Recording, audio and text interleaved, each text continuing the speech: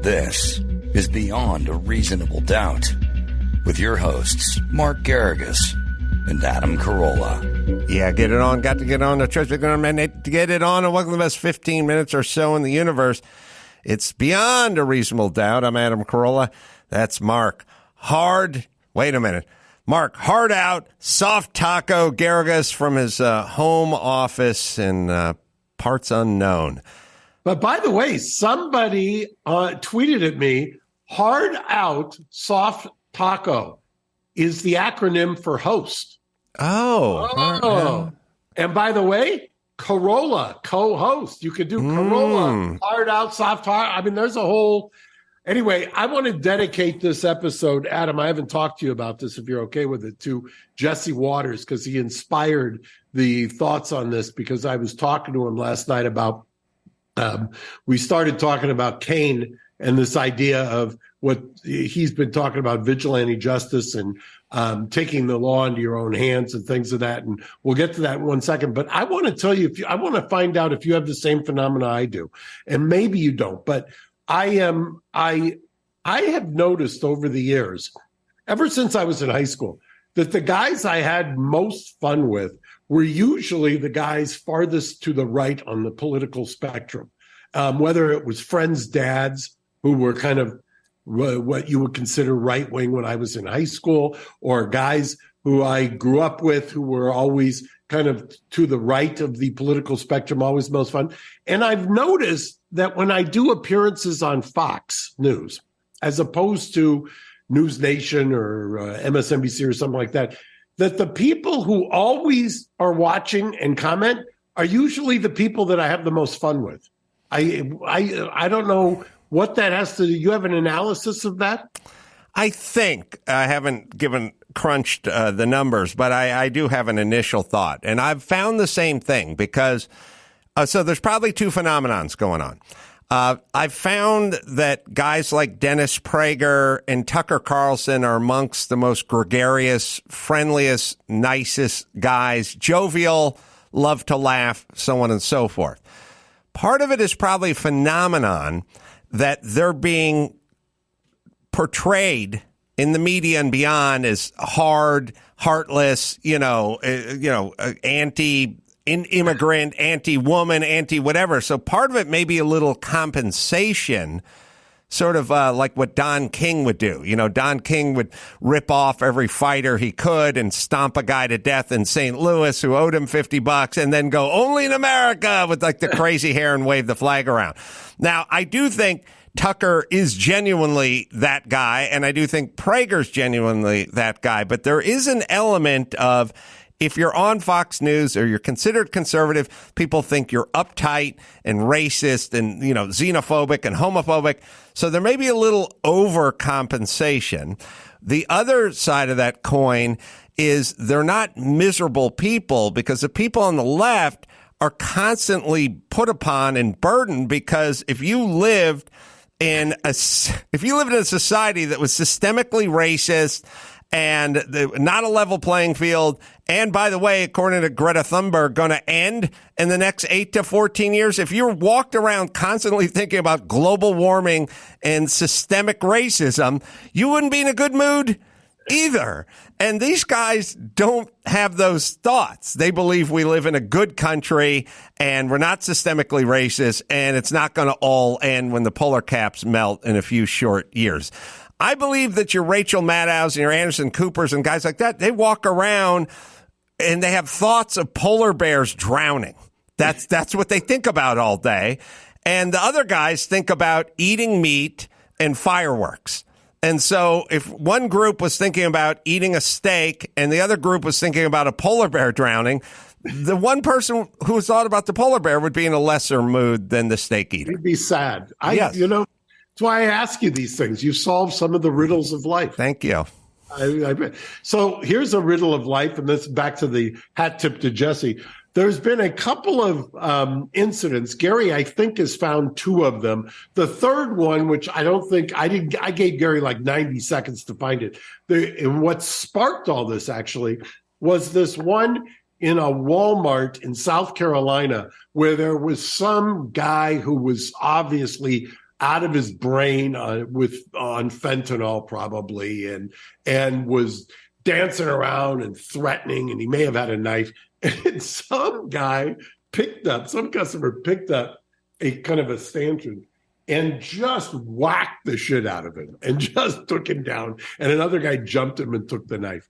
And you watch it and you say to yourself, good for them. They're not going to put up with that nonsense. And then I think the guy had a knife, or at least that's the way I heard it. I think he had a knife and he was flashing it around. He was obviously out of it, which brings us to the Taqueria. And this one is fascinating to me because I've got a case here in Los Angeles, but let's watch this one. If you see, this is apparently the surveillance camera looking down. This is a guy there in the black. He's got a gun in his hand. Menacing everyone, waving a gun around, taking all the money. And it's all made surreal with the ranchera music. The guy shot him dead. And how many shots? I didn't even count it. Was it 8 9? Shots? 9, I heard. And then he went to go collect all the money that was taken from the patrons there. Now, the question was this, because the guy, as you walk in, Gary, if you start in the beginning, you see that he's holding what appears to be a gun and he's flashing around. There's other people in there. See, if you take a look, you can see there's somebody right there who's hiding. There's another person right here at the bottom of your screen. For those who aren't watching, it's a taqueria with, it looks like Formica tables and the kind of booths on the side. And this guy is menacing around, but there's at least 1, 2, 3 tables that are occupied. Now, the question becomes, the legal question is, because the gentleman who looks like he's follically challenged, who ends up firing 8 or 9 shots, will he be charged, or will they find that is defensible? My argument is, I believe he has not been charged yet, but this is not, shooting in the back is not the issue here to my mind. Defense of others. You have a right to not only defend yourself, you have a right to defend third parties. He is arguably defending third parties, albeit they later reported, I don't know if it's true, that it was a toy gun, but it certainly looks real enough. And certainly the other people at the other tables are frightened. You can see that even in the video and that's spouting the music. So I would, if I were going to be the prosecutor here, I would say no filing. I would say that this is a righteous defense of others. You come in there with a phony gun, that doesn't get you out of the fact that somebody believed it was to be real and decided to take matters into his own hands, right? To build on Mark's point, I'll point you to the top left of this image, because when the gentleman shot the original criminal who came in, he is still headed towards another patron. There's a patron in the top left corner there by the door. Oh, yeah, good, Gary. Headed good towards another. Gary. So he wasn't exiting. He was stopping at one more table. I'm not sure either way, but if I'm his defense attorney, he's headed towards the citizen. We have to look at it one more time, because it looked like he was exiting, but then you kind of realize there's one more guy. He is kind of pointing the gun at the one. Yeah. You wouldn't be able to argue that he wasn't going to pick up. And by the way, who's going to testify otherwise? Well, if the first 3 tables got robbed, you would argue that he walked in. You would argue that he wouldn't have seen the guy at the table immediately to his right and behind him. He then would set off to rob the 3 tables that were immediately visible to him when he walked out. Then when he turned around to leave, you could reasonably argue he was going to stop at the 4th table and brandish the gun at that patron. I'll also point out like that. in the opposite corner of the wall that has the door, there's another family. Oh, right. So there's, I would say, 40% of the patrons are still in front of him when the good citizen fires. Right. Or now, whatever you want to call him. Now, here's the part of this that I'm a little unclear about, and I saw you on Waters, and I was thinking about it at the time, and you made the argument that it's not just your life, like maybe you weren't in danger because he took your wallet and he was going to another table, but it's other citizens in the restaurant. But what about outside of the restaurant? Like, what if he was leaving, and he was clearly leaving, and there were no other patrons in the place to rob, and he'd even open the door? Can you still take that argument and say now he's going to be on the sidewalk with a gun, and he's probably going to carjack somebody or some version of that? In California, you probably would not. You'll remember that case. I've mentioned it a zillion times about on Hollywood Boulevard with the transgender, and they claimed it was a hate crime. Turns out it wasn't a hate crime because the transgender had slashed one of the guys. I had argued for what's called a fleeing felon jury instruction, that they were chasing the person who had just attempted murder. And I got nowhere with that, even though I think that was an accurate statement of the law. I would be shocked if in Texas, this wasn't Texas, was it not? Yeah. If this were in Texas, I would think absolutely you can use deadly force for a fleeing felon. Right. So it's a jurisdiction kind of thing. Yeah, exactly. It's jurisdictionally determined. But one of the things I thought Gary was going to say, and you could, and you were bringing up as well, I love the argument that when he walks in, he doesn't see the people to his immediate right, or potentially just the ones who are in front of him. When he turns around, and mind you, the person who ends up shooting him is looking out the window, so can see out the windows. Potentially could say, I saw somebody outside and I was stopping him before he got outside as well. Yeah, this would be a tough one in Texas.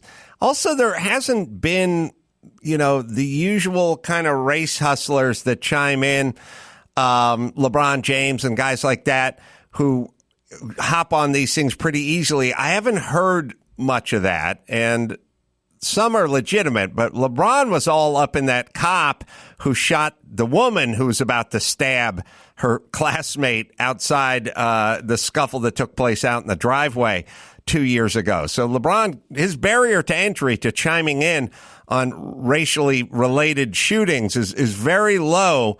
I wonder if the temperature has changed a little bit. I was watching this shooting of a middle-aged white guy shooting a young black man.